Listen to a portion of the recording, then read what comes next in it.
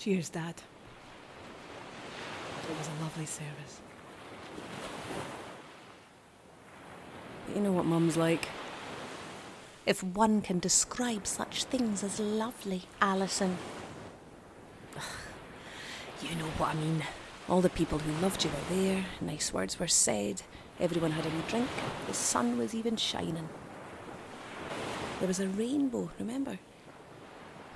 I knew you chose that plot for a reason. Top of the hill, best view in the place, the whole town spread out below you, and then this rainbow appeared.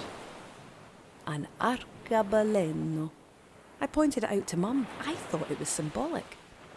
Oh, for goodness sake, next thing you'll be telling me to take my horoscope seriously. I just meant things might seem shit, but they'll get better. And I love that your favourite word in Italian was rainbow. I know it must have been hard looking after you, but she wouldn't let me help. I'm a nurse, for God's sake. I could have done anything. You'd think I'd offer to take a shite on the coffee table in front of our book group. I told her that when Rachel's dad got dementia, her mum made friends with a lovely man online whose wife had the same. I said, you could maybe look into something like that. I'm not about to start darning someone else's socks at this age, Alison. Aye, all right, Mrs. Collins. I wasn't suggesting you were in want of a husband. I've spent my whole life looking after other people. My parents, your father, you. She said now she had the chance to do what she wanted. What she wanted was her own space.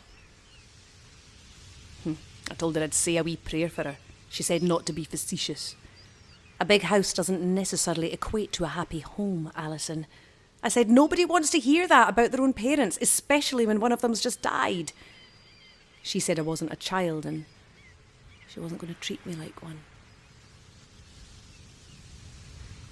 Do you know why that was his favourite word, Alison? Arcobaleno.